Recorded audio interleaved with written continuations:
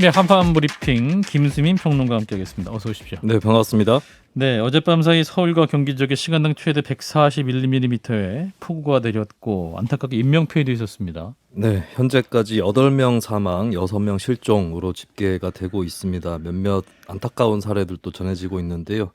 관악구 신림동의 한 반지하 주택에서는 세 가족이 사망한 채로 발견이 됐습니다. 40대 여성 발달 장애인과 그 딸과 그 여동생 이렇게 세 명인데요.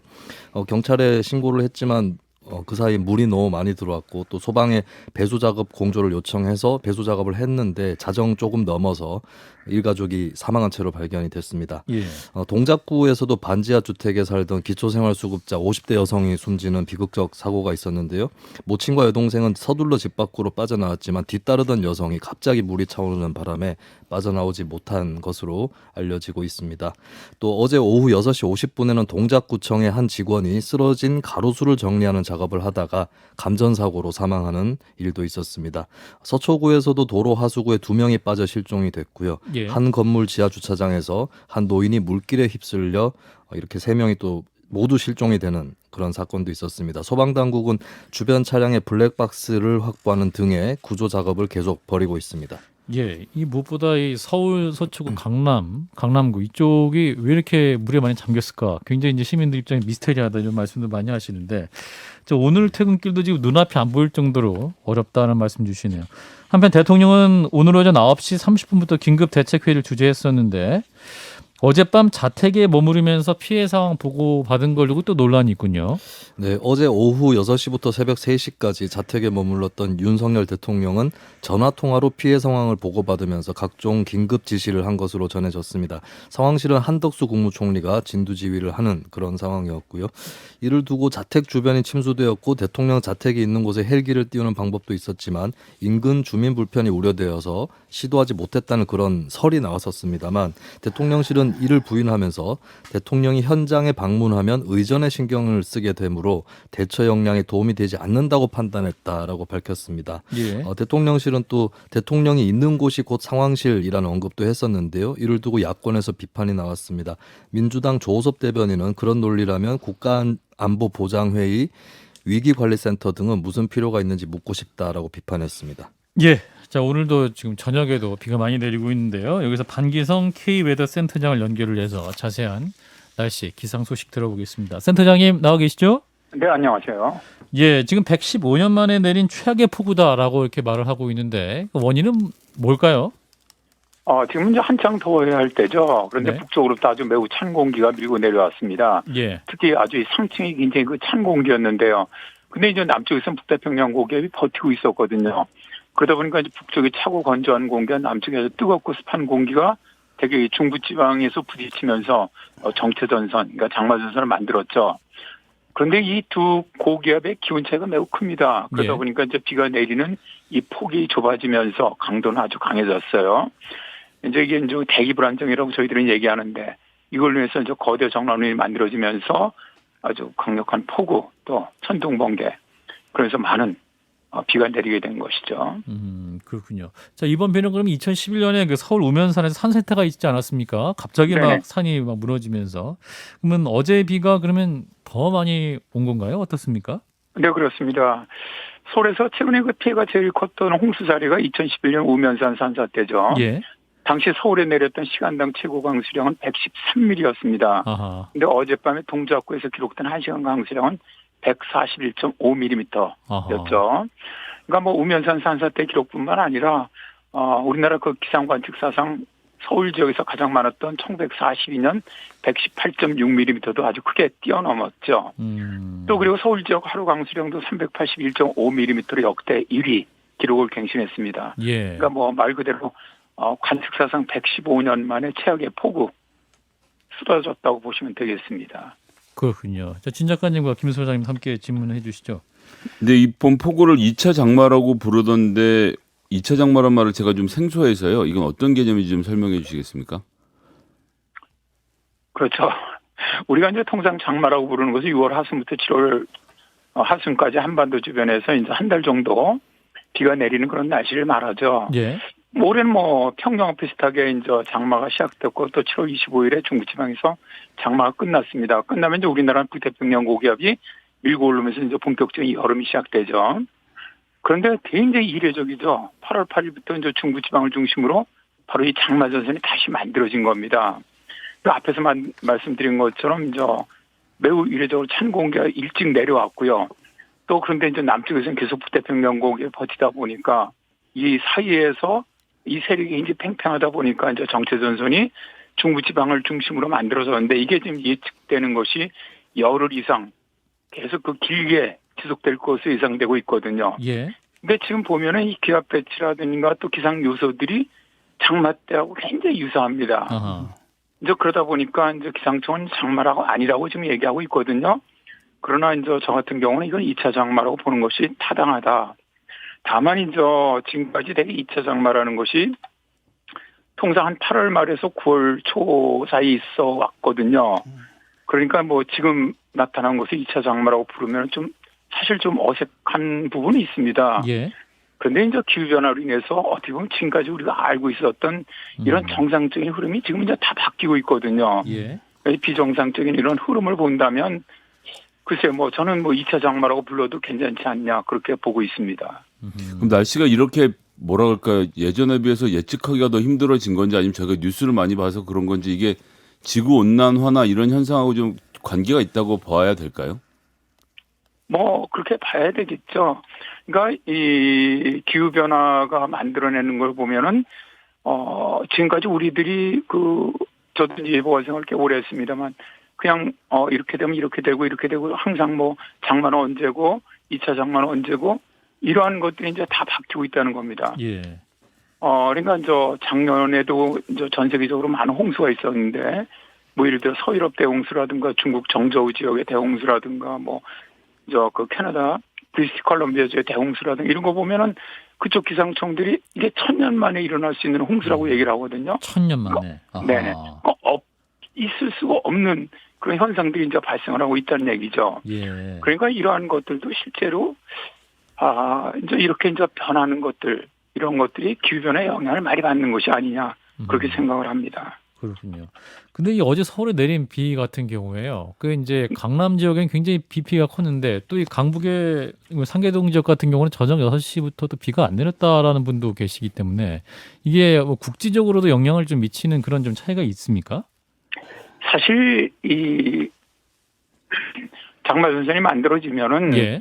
강하게 내릴 때는 그러니까 강하게 내린다는 거는 북쪽과 남쪽의 기온이나 습도 차가 매우 클 때 강하게 내리는데요. 예. 대기 불안정이 강해지는데 그럴 때는 이 비가 내리는 폭이 굉장히 좁아집니다. 내리는 폭이 좁다. 아. 네, 그러니까 우리가 우면산 산사태 당시에 그때도 강남하고 관악구, 동작구 이쪽으로 300mm가 넘게 내렸는데 예. 실제 그때도 도봉구는 5mm밖에 안 내렸었거든요. 아하. 그 당시도. 그렇군요. 그러니까 이번에도 뭐 거의 비슷한 거죠. 그러니까 어제 같은 경우는 지금 보면은 인천서부터 시작을 해갖고 광명으로 해갖고 관악, 동작으로 해서 실제로 강남, 서초, 그다음에 양평 이런 식으로 보면 거의 직선적으로 이 동서로 아주 좁은 부분이 강하게 코어가 들어갔거든요. 예. 그러니까 이런 것들이 실제로 말씀하신 것처럼 도봉은 비가 거의 내리지 않는데 강남에는 물난리가 나는 이런 거는 뭐 보통 장마철에 특히 아주 강하게 비가 내릴 때는 뭐 많이 나타나는 현상입니다. 아. 그럼 이제 이렇게 되면 뭐 서울시에서도 이런 정도의 하수 시설이면 시간당 85mm까지 문제 없다 이런 얘기를 해왔었는데 지금처럼 비 내린 패턴 같으면 옛날에 예측치는 사실상 의미가 없어졌다고 봐도 되겠네요. 그렇죠. 지금 실제로 이제 2015년부터 이제 하수구 정비를 해갖고 85mm 정도 감당한다. 이론적인 거라고 저는 보고요. 예. 어쨌든. 그런데 이제 문제는 기후변화로 인해서 이제 강수량이 급격히 늘어나고 있다는 겁니다. 통상 기온이 1도가 상승을 하면 이 강수량은 7% 정도가 늘어나고 있거든요. 그런데 이런 것들이 실제로 이 기후변화가 진폭이 우리가 알고 있던 이론적인 것보다 더 심하게 나타난다는 것이죠. 그러니까 강수량이 더 극단적으로 발생하는 가능성이 높거든요. 근데 이제 최근에 들어서 이 기후변화로 인해서 앞에도 말씀드렸지만 전 세계적으로 이 비가 늘어나는 양들이 급속하게 늘어나고 있습니다. 그래서 서울 같은 경우도 인제는 제가 볼 때는 뭐 자주 그러니까 뭐 이제 우리가 2011년에 우면산 일어났을 때 1시간당 111mm의 강수가 있었던 것이 이제 141mm까지 늘어났는데 이것이 당장 내년이나 아니면 오늘 밤에라도 더 그걸 갖다가 이제 갱신할 가능성도 있다고 보거든요. 오늘 밤에도 아하, 네, 걱정이네요. 가끔 뭐 지금 이런 장마선 선생 어디서든 급격하게 폭발적으로 거대 정화율이 만들어지면 거기는 엄청난 폭우가 쏟아진단 말입니다. 예. 그러니까 이런 것들이 실제로 이제 뭐 85mm 갖고 이제 된다 이거는 뭐 아니라고 보고요. 어쨌든 뭐 이제 기후 재난 이런 부분들은 뭐 모든 기후학자들이 얘기하고 있지만 강수량은 해가 갈수록 더 빈도는 뭐 더 늘어날 것이고 강도도 더 강해질 것이다. 뭐 이렇게 보는 거는 뭐 전 세계 과학자들이 다 그렇게 보고 있는 것이죠. 예, 근데 이 비가 언제까지 올까요? 일단 뭐 서울 그러니까 수도권을 포함한 서울 쪽은 오늘 밤부터 내일 새벽 사이에 좀 비가 많이 오고요. 예. 오후에는 좀 다소 이제 남쪽으로 약간 내려갔다가 모레 또 새벽에 다시 들어옵니다. 서울 쪽으로. 모레 새벽에. 네, 그랬다가 이제 현재 예측하는 모델들을 보면은 한 12, 13일 정도는 약간 충청, 그다음에 이제 전북, 경북 이쪽이 좀 비가 좀 오다가 다시 15, 16, 14, 15 이때는 다시 수도권으로 다시 올라오는 것으로 예측하고 있습니다. 그래서 이게 지금 현재 예측 모델을 보면 되게 많은 모델들이 거의 이제 모델은 열흘 정도 모델 예측을 하고 있지 않습니까? 예. 근데 거의 한 18일까지는 한반도의 장마연선이 계속 정체하는 것으로 물론 약간 남북으로 오르내리긴 하지만 예. 그렇기 때문에 뭐 중부지방은 일단 구름은 많은 가운데 비는 계속 오지는 않겠지만 중부지방 일단 수도권 쪽으로 만일 장마연선이 걸리게 되면은 또 많은 비가 내릴 가능성은 매우 높다고 봅니다. 예, 그 장마전선이 수도권에서 밑으로 내려가게 되면은 예컨대 충청도 쪽에 걸리게 되면은 그 강수량은 어떻게 되는 건가요? 그에 따라서 장마전선의 위치에 따라 강수량 차이도 나는 건가요? 아니면 똑같이 서울처럼 그렇게 큰 비가 올 수가 있는 건가요? 이거는 내려가면은 역시 예를 들어서 수도권 쪽에 지금은 아주 많이 내렸는데 그러면 충청도에 그 장마연선 내려가면 충청도도 역시 똑같군요. 어제 내린 것만큼 올 가능성이 있다는 것이죠. 아하. 그게 어디에 위치해 있느냐는 것이지 장마연선이 우리가 2020년에 가장 최근에 그때 여름 장마 54일 동안 이어지면서 엄청난 비가 내렸지 않습니까? 예. 그때도 마찬가지로 광주 쪽에 걸렸을 때는 광주에 엄청난 비가 내렸고 400mm씩 부산 쪽에 내렸을 때 마찬가지였고 대전에 걸렸을 때 마찬가지였고 중부 지방에 걸렸을 때도 거의 다 그 정도 비가 내렸거든요. 예. 그러니까 저는 이 기후변화가 제일 극심하게 보여줬던 게 재작년 2020년 장마였다. 더위로는 이제 2018년 더위였고요. 근데 이런 것들이 그 이전에 발생했던 거에 비하면 시기가 계속 앞당겨지고 있거든요. 그래서 뭐 저는 앞으로는 더 당겨질 거로 보고요. 뭐 장마 전선이 어디 위치해 있느냐 그 지역이 비가 많이 오는 건 맞습니다. 네. 앞으로 더 그것도 유연하게 또 이전과 다른 경험치를 가지고 대응을 해야 될 것 같은데 또 7호 태풍 무란이 오고 있다고 하는데 그 센터장님 어떻습니까? 이게 더 겹쳐서 피해가 더 커지지 않을까라는 우려도 있습니다. 일단 언론에서 이제 7호 태풍 문안에 대해서 이제 언급이 됐었는데 예. 사실 이제 오늘 태풍으로 만들어졌고요.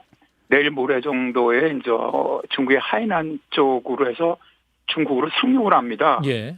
그렇게 되면은 실제 우리나라로 직접적인 영향을 주지 않습니다. 그렇군요. 지난번에 이제 5호 태풍 송다라든가 뭐 6호 태풍 트라스 같은 경우는 바로 남쪽에서부터 올라왔기 때문에 남풍으로 뜨거운 습기가 들어왔거든요, 우리나라로. 예. 그러니까 그때는 뭐 직접적인 영향을 줬죠. 근데 이거는 뭐 중국 저 먼 쪽에 지리적으로 굉장히 멀리 위치해 있고요. 예. 그러니까 뭐 강도도 강하지 않고 그래서 이제 대개 중국 쪽으로 상륙하는 태풍이 상륙한 이후에 한 그 정도 거리만 3일 후에 우리나라에 영향을 줄 수가 있는데 그렇다면 11일 정도에 상륙한다면 우리나라에 영향을 준다면 한 14일 이후죠. 그런데 지금 멀리 있기 때문에 실제로 이제 습기 같은 것들이 중국 내륙을 거치면서 좀 많이 쏟아낼 거로 보거든요. 예. 그래서 저는 뭐 문화는 큰 영향은 없을 것으로 알겠습니다. 그렇게 예상을 합니다. 네, 센터장님 말씀 오늘 여기까지 드릴게요. 고맙습니다. 네, 감사합니다. 네, 반기성 K웨더 센터장이었습니다. 자, 일단은 비 피해 굉장히 많았는데 지금 뭐 어제 SNS도 보면 이제 본인이 있는 지역에서 얼마나 많은 비가 내렸는가 뭐 이런 사진도 많이 올리셨던 것 같아요.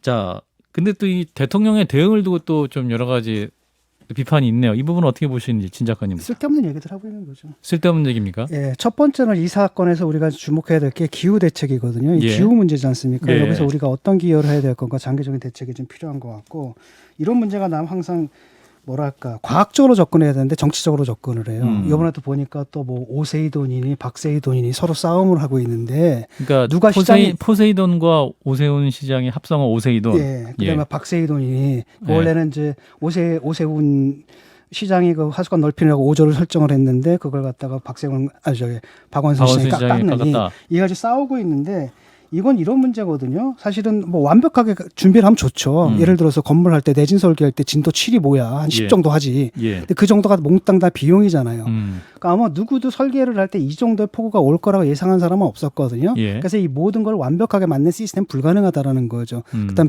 또 그걸 갖춘다 하더라도 그게 비용 대비 우리가 수재 피해로 입는 피해하고 이것과 했을 때 그거 과연 경제적이냐 이런 문제가 나왔거든요. 예. 그다음에 지금 이런 상황 속에서 어떻게 해야 되는가 지금 서울시 특히 강남 지역 같은 게 상습 침수인데 어떻게 해야 되는가 이런 식으로 좀 논의를 끌고 가야 될 것 같고 세 번째가 뭐냐면은 요번에 딱 보니까 두 군데서 발생하지 않았습니까? 반지하.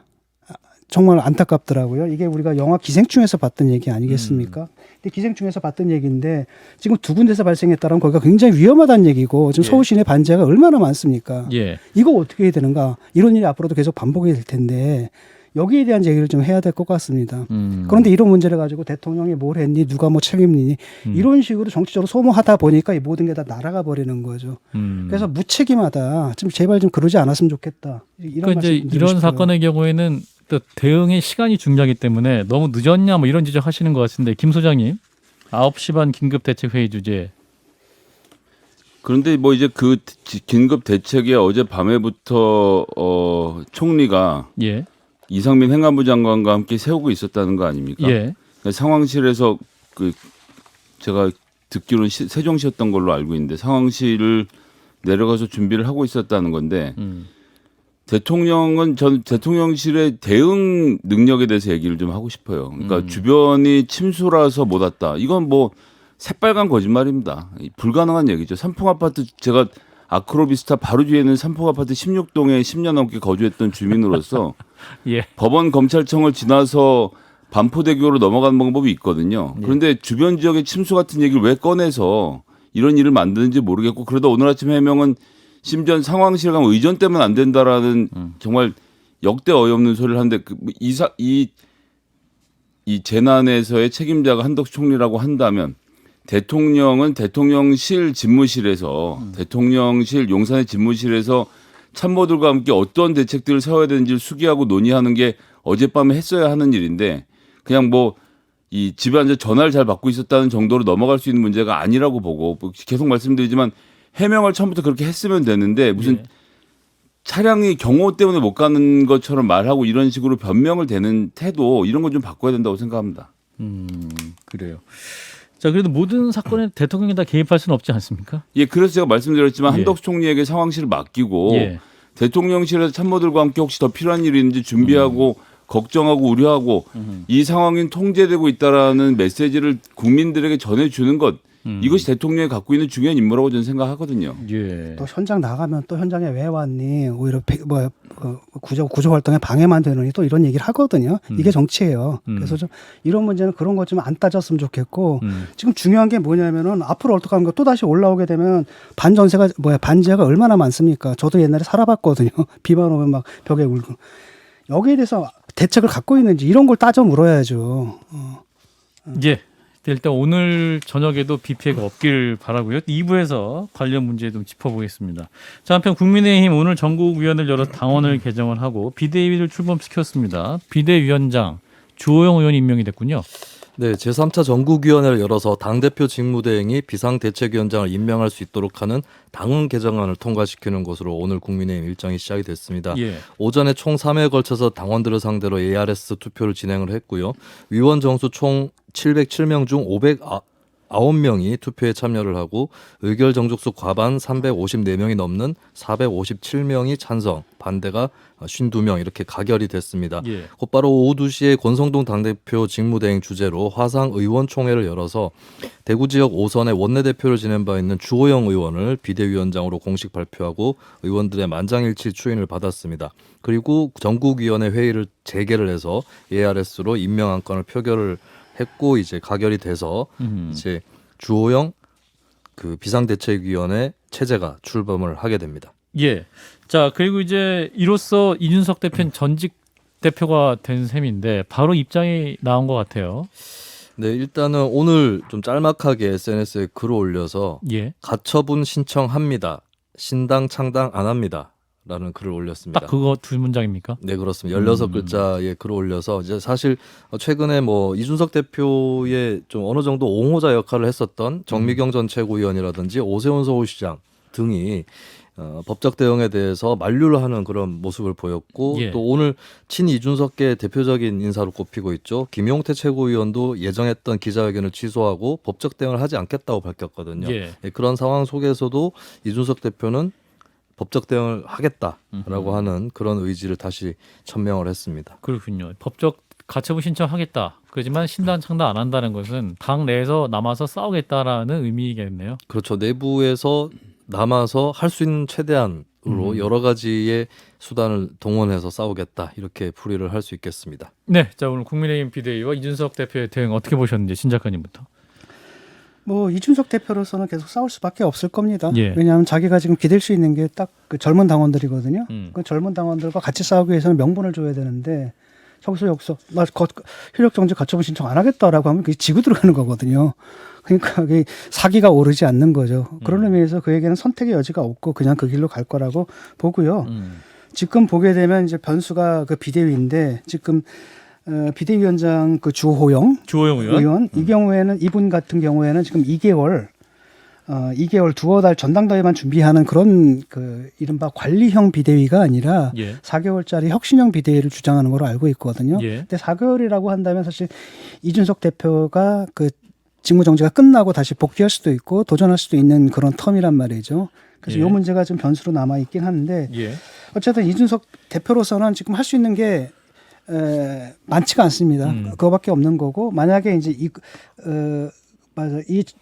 그 기각이 된다면 만약에 정지 처분이 예. 기각이 된다면 사실 두 가지밖에 없는 거죠. 한편으로는 젊은 당원들 계속 입당을 시켜가지고 그들이 이제 투표율이 높으니까 자기 예. 우군으로 삼고 당내 잠재적인 우군을 만들어 놓고 예. 또 다른 한편 밖에 이제 돌아다니면서 잊혀짐 망각과의 전쟁을 해야 되거든요. 그러니까 방송 패널에서 엄청난 활동들을 하면서 자기의 그 정치적인 뭐랄까 인지도를 계속 유지하고 예. 그러다가 사실 저 체제가 뭐 얼마나 가겠습니까? 보면은 저희 예상되잖아요. 저 국민의힘의 상태라는 게 예. 저분들 저 진영 갖고 뭐가 될까? 라고 했을 때 언젠가 한번 또 다시 위기가 오면은 그때 또 복귀할 수 다시 있다?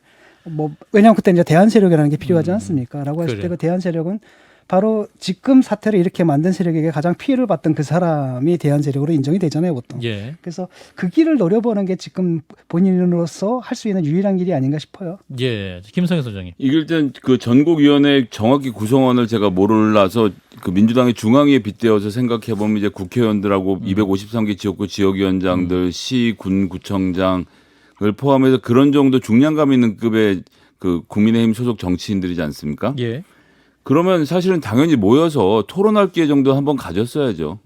당의 비대위를 출범하는 건데, 저는 윤핵관들이 이거 해도 너무 한다고 봐요. 그러니까 이제 혹시 모이면 딴 얘기 나올까봐 ARS라는 그냥 찬반만 물은 거 아닙니까? 제가 아까 전에 구성원들이 그 면면을 구체적으로 말씀드린 이유는 이 여당의 정치적 책임을 질 수 있을 만한 지위에 있는 사람들이 다 여기 참여자들이거든요. 예. 그냥 중앙위는 이렇게 돼야 되고 비대위는 이렇게 굴러가야 된다는 얘기를 그런 얘기를 들으려고 중앙위를 구성해 놓은 거예요. 중앙위 이런 어려운 순간이 있을 때마다 그 당원들의 집단적인 의지를 모아내는 가장 중요한 자리인데 ARS를 자 찬성함 1번 반대함 2번 누르세요만 했다는 것 자체가 이미 이 당이 좀 당원들 의지와 상관없이 너무 이상한 대로 나가고 있다고 생각을 하고 있고 주호영 의원 같은 경우는 지난번에 이제 안철수 의원을 이제 국민의당에서 합당시켜서 그때 원내대표 하고 있을 때 그래서 안철수 세력과 함께 하는 가운데서 주호영 의원이 그 당시 이제 당대표로 출마해서 이준석, 나경원 다툴 때 안철수가 가장 우호적인 세력이었거든요. 예. 그래서 주호영 의원이 비대위원장을 맡는다는 것은 당대표 선거에서 안철수 의원에겐 굉장히 좀 미소 짓게 만들 만한 사건이지 않느냐라는 안철수 생각. 의원이 웃고 있을 것이다. 예, 그렇게 되고까지 놓고 보면 4개월 혁신형 비대위, 그래서 이준석 대표가 다시 뛸 수 있는 그림이라는 거는 윤핵관들의 머릿속에 없을 것이기 때문에 이준석 대표가 출마하지 못하는 것을 전제로 한 전당대회가 열리겠죠. 김수민 평론가 동의하십니까? 네, 어제도 잠깐 말씀을 드렸던 것 네. 같은데 주호영 이제 신임 비대위원장이죠. 본인이 2개월짜리의 전당대회를 준비하는 그런 혁신위는 별로 의미가 없지 않느냐 이런 입장을 밝히고 있고 아직까지 혁신위 활동 기간이 정해져 있지 않은 좀 불확실한 상황이기 어디서 때문에 정하는 거죠? 비대위와 비대위원끼리 정합니까? 결국에는 비대위원 뽑고 나서 그렇게 모여서 정하지 않을까 이렇게 보여지는데 예. 그런 상황이니만큼 좀 아직까지 결정이 공백이 된 부분들이 많이 있고 그렇다면 비대위원장의 입김이 좀 강해져서 비대위 기간이 생각보다 길어질 경우 이것도 아직까지는 배제할 수는 없을 것 전 같아요. 서병수 위원장이 정국위원장이 그때 이준석 대표 편을 들어주는 것처럼 초반에 스탠스를 잡다 갑자기 열었잖아요 회의를. 예. 예, 주호영 의원도 지금은 좀 처음이라서 조금 세게 하시는 게 아닌가 싶은. 아니 근데 비대위원장이 됐는데 너 그 전당대회 관리나 해. 그럼 기분 좋겠어. 그치는 못하겠죠 또. 자, 일단 여기까지 하겠습니다. 2부에서 최영도 의원을 만날 거니까요. 자, 김수인 평론가였습니다. 고맙습니다. 네, 감사합니다. 좋아요? 구독! 알림 설정.